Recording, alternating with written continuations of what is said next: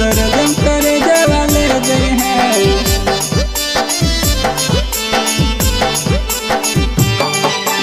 हमारा छोड़ी के जे भी ससुरवा एगो काम कर जई है। हमरा छोड़ी के जे भी ससुरवा एगो काम कर जई है। आखिरी मिलनवा मिल जई है गोदरेज करे जवाले जई है। आखिरी मिलनवा मिल जई है गोदरेज करे जवाले जई है। कट गेलो बास जानो छर गेलो मारावा गे।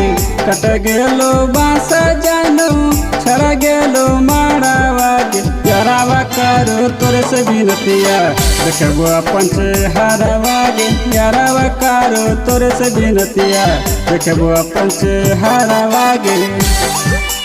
आखिरी मिलनवा मिल जई है गोदरेज करे जवाले जई है।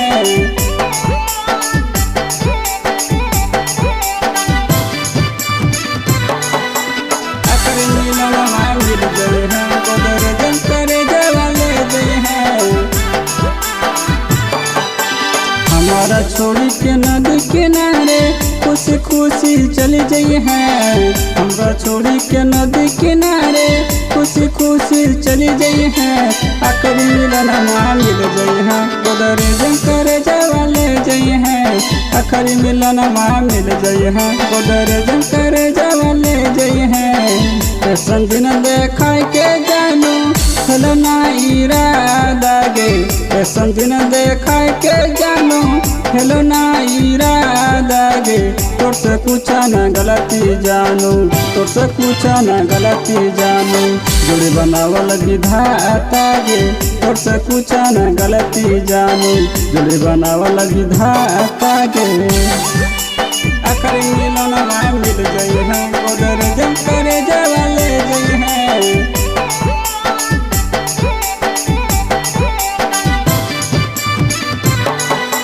आखिरी मिलनवा मिल जई है गोदरेज करे जवाले जई है।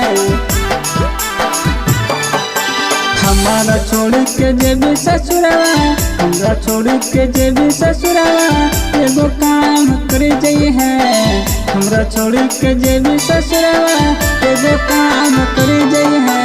आखिरी मिलनवा मिल जई है गोदरेज करे जवाले जई है।